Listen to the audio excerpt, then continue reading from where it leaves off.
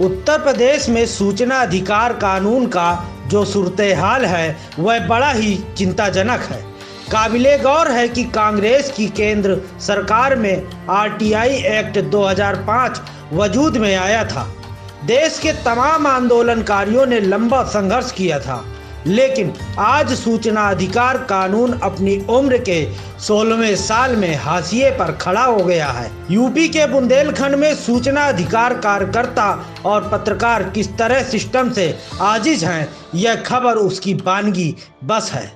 उत्तर प्रदेश सूचना आयोग से स्थानीय लोक सूचना अधिकारी तक आरटीआई एक्ट की भ्रूण हत्या की जा रही है। इस ग्राउंड रिपोर्ट में पीड़ित की जुबानी सुनिए सूचना अधिकार की हत्या का पूरा खुलासा।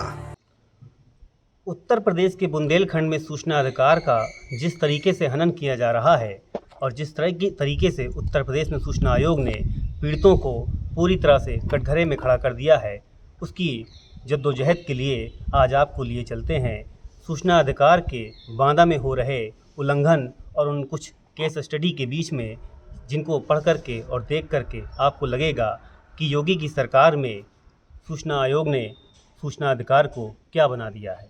हम बात कर रहे हैं आज बांदा में बैठे हुए वन विभाग कार्यालय के अंदर। मेरे हाथ में ये 5 केस हैं जो बानगी के लिए मैं लाया हूँ, ताकि आप ये समझ सकें कि पिछले 7 साल में केंद्र और राज्य सरकारों ने सूचना अधिकार को किस तरीके से बेदम कर रखा है। ये वन विभाग वन संरक्षक से रिलेटेड है। आपको बता दें कि बीते 10 जनवरी 2020 को मैंने सूचना अधिकार के तहत धारा 6 का प्रयोग करके पौधरोपण के नाम पर जो मजदूर लगाए जाते हैं बुना नाली और गड्ढे खोदने के लिए, उनकी जिस तरीके से भुगतान किया जाता है उसमें जो घपला घोटाला होता है उसकी सूचियाँ मांगी थी, और ट्रेजरी भुगतान में जो पैसा डाला जाता है उसका जो है हिसाब मांगा था। सूचना अधिकार का हनन करते हुए जहां बांदा, चित्रकूट, महोबा और हमीरपुर के डीएफओ ने सूचना नहीं दी, वहीं वन संरक्षक को अपील के बाद में चैम्बर में बैठ करके बाबुओं ने एक लेटर टाइप किया और लेटर की भाषा को चारों जिलों के डीएफओ ने एक ही तरीके से प्रयोग किया। ये पत्र वो सामने है जिसमें भाषा का प्रयोग किया गया। इसमें लिखा गया कि सूचना अधिकार प्रथम संशोधन नियमावली 2019 में प्रावधानित संशोधन नियम 4 के उप नियम 2 के स्तंभ 2 खंड खा के अंतर्गत उल्लिखित बिंदु 5 के अंतर्गत सूचना दे पाना संभव नहीं है। इस धारा में ये भी कहा गया कि आपने जो सूचना मांगी है वो इतनी विस्तृत है जिससे विभाग के संसाधनों का प्रचालन रुक जाएगा। सवाल ये उठता है कि उत्तर प्रदेश सरकार जब विभाग से रिकॉर्ड मांग सकती है तो एक सूचना अधिकार कार्यकर्ता क्यों नहीं मांग सकता है। धारा 6 में जवाब देना तो दूर की बात, जिस तरीके से गोलमाल के इसमें कुतर्क किए गए वो कहीं ना कहीं इन अधिकारियों को कटघरे में खड़ा करते हैं। आपको बता दें कि बुंदेलखंड में पौधरोपण के नाम पर 300 करोड़ रुपए का जो गबन हुआ है उसकी जनहित याचिका मैंने दाखिल कर रखी है, जिस पे उत्तर प्रदेश सरकार से हाई कोर्ट ने 10 साल का रिकॉर्ड मांगा है। जब उत्तर प्रदेश सरकार से हाई कोर्ट 10 साल का रिकॉर्ड मांग सकता है तो एक सूचना अधिकार कार्यकर्ता क्यों नहीं मांग सकता है। सवाल ये भी उठता है कि इन कुतर्कों के पीछे की जो साजिश है उसमें कौन लोग शामिल हैं। सूचना अधिकार के दूसरे केस की बात करें तो ये मामला 2020 का है, मार्च 2020 का, जो सूचना आयोग में कल डेट के लिए लगा था 24 सितंबर को, और इसमें डीएफओ चित्रकूट कैलाश प्रकाश आरोपी हैं। आपको बता दें कि सितंबर 2019 में मैंने एक शिकायत की थी बुंदेलखंड के पौधरोपण टी प्लांटेशन में जो गबन हुआ था उसको लेकर के। वो जांच शासन ने वन संरक्षक झांसी को दी, झांसी वन संरक्षक ने डीएफओ कैलाश प्रकाश को दी, और डीएफओ कैलाश प्रकाश ने अपने अधीनस्थ एसडीओ उप प्रभागीय वन अधिकारी आर.के. दीक्षित को दी। 8 महीने जांच लटकी रही, और जांच की आख्या जब हमने सूचना अधिकार में मांगी तो पहले तो जवाब नहीं दिया गया।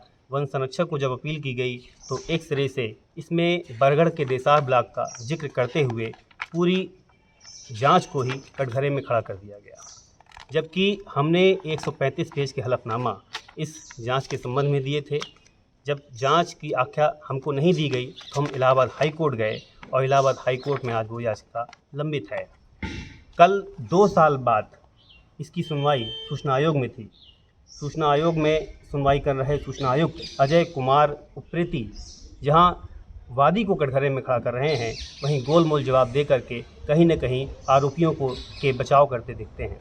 सवाल ये उठता है कि जिस तरीके से सूचना अधिकार का हनन किया जा रहा है वो उत्तर प्रदेश सरकार के भविष्य को कहाँ ले जाएगा। मेरे हाथ में ये तीसरा केस है वन विभाग का, जो अभी अपील किया गया है आपका 18/8/2021 को।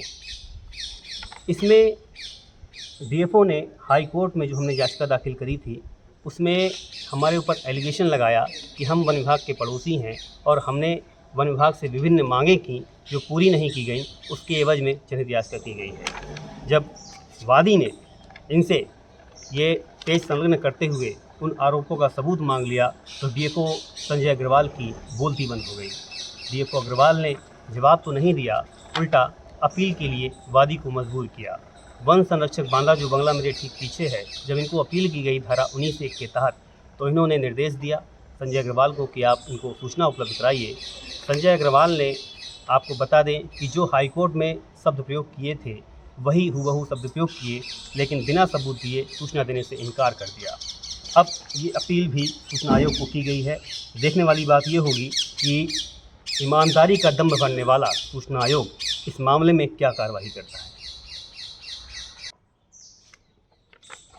ये चौथा केस है मेरे हाथ में, ये मुख्य विकास अधिकारी बांदा का है। सीडीओ बांदा से 2020 में ही, मार्च 2020 में तत्कालीन जिलाधिकारी हीरालाल ने जो कारनामे बांदा में किए थे लिम्का बुक ऑफ रिकॉर्ड बनाने के लिए, कुआं तालाब जियाओ अभियान से लेकर के किन्नत दी आरती, तालाब पूजन और भी न जाने क्या क्या, उसमें बांदा के कुछ छपास प्रेमी समाज सेवी, कुछ मठाधीश और कुछ ऐसे लोग शामिल थे जिन्होंने हीरालाल के सहारे अपनी जेबें भरी, नीली टोपियाँ छपवाईं, टी शर्ट छपवाए और लाखों रुपए का गबन किया गया। जब हीरालाल की ये सूचना सीडीओ से मांगी गई तो उन्होंने आज तक 2 साल हो गए सूचना का जवाब नहीं दिया। शिकायत नंबर 155576 में कल 24 सितंबर को ये सूचना आयोग में शिकायत सुनवाई हुई और इसकी 1 फरवरी 2022 डेट लगी है। 2 साल हो गए सूचना अधिकार की हत्या करने वाले सीडीओ ने जवाब नहीं दिया।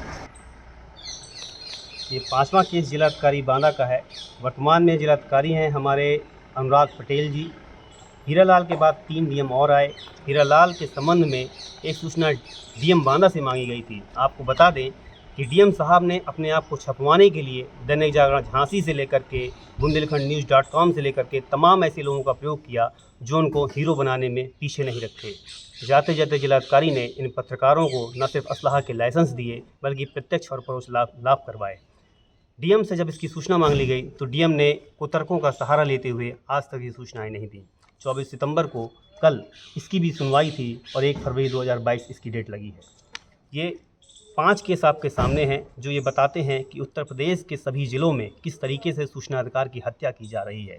मोदी सरकार ने न सिर्फ सूचना आयोग को अपंग कर दिया है, असहाय कर दिया है, निरीह कर दिया है, बल्कि सूचना आयोग की भ्रूण हत्या करने में पूरी तरह से कुचक्र भी रचा है, जिसके लिए कहीं न कहीं सूचना अधिकारकर्ताओं को मारा जा रहा है, प्रताड़ित किया जा रहा है, उन्हें ब्लैकमेलर कहा जाता है, उन्हें दलाल कहा जाता है। जबकि भ्रष्टाचार के असली गुनाहगार ये वो लोग हैं जो वन विभाग की हरियाली को खाते हैं, तालाब खाते हैं, कुएं खाते हैं, पत्रकारों को असलाह देते हैं, लेकिन इनकी शर्म का पानी ना तो उतरता है और ना ही इनको किसी तरह की निर्लजता में शर्म आती है। सवाल ये उठता है कि सूचना अधिकार की हत्या और कातिल बने ये लोग आखिर उत्तर प्रदेश सरकार की लोकतांत्रिक व्यवस्था को कहाँ ले जाएंगे। यूपीए सरकार में बना हुआ सूचना अधिकार का कानून आज जिस तरीके से असहाय है उसके लिए कहीं न कहीं प्रधानमंत्री मोदी सीधे सीधे जिम्मेदार हैं और योगी आदित्यनाथ भी सीधे सीधे जिम्मेदार। वहीं चित्रकूट मंडल के 4 जिलों का प्रदूषण दूर करने का जिम्मेदार क्षेत्रीय प्रदूषण नियंत्रण बोर्ड दफ्तर भी आरटीआई एक्ट की 2 साल से हीला हवाली कर रहा है। क्षेत्रीय अधिकारी घनश्याम ने कैमरे पर जो बतलाया वह उनकी ईमानदारी पर सवाल खड़ा करने के लिए पर्याप्त है। ऐसा है कि आपने जो भी पत्र दिया है और आप ऑफिस में भी स्वयं आए थे और आपको संतुष्ट भी किया गया है कि ये जो संबंधित जिस विभागों संबंधित आपके हैं उनको हम सूचना अधिकार 2015 के अंतर्गत उनको अंतरित कर दें। 2005 अच्छा संशोधित 2015 बना हुआ है जी, उनके अंदर अंतरित करके उन विभागों में भी सूचनाएं हमारे पास उनके आ जाएंगी। और प्लस उनको ये कहा भी गया है कि आप सूचना सीधे आवेदक को ही दे दें और हमें प्रतिलिपि हमें कर दें। तो कुछ लोगों द्वारा तो सूचना आपको अंतरित की गई है और उसके उत्तर हमारे पास भी आए हैं और कुछ आपके द्वारा हमें मिल रहे हैं, और हमारे द्वारा जब सूचना पूरी आ जाएगी तो समय उसकी कॉपी हम करते भी हैं, जो अंतरित करते हैं और साथ समय सूचना देते हैं। अभी आपके द्वारा जो भी अगर हमें आओगे पत्राचार हमारे पास नहीं हुए हैं, संबंधित अंतरित जो किए गए हैं, उसका आ जाएगा तो हम 15 दिन के अंदर उसको हम आपको सूचना पूरी दे देंगे। उसमें जो सूचनाएं थी उसमें चूँकि मिक्सअप विभाग के संबंधित सूचनाएं होती हैं, इसलिए मत लेना पड़ता है, क्योंकि कोई हम अकेले नहीं हैं।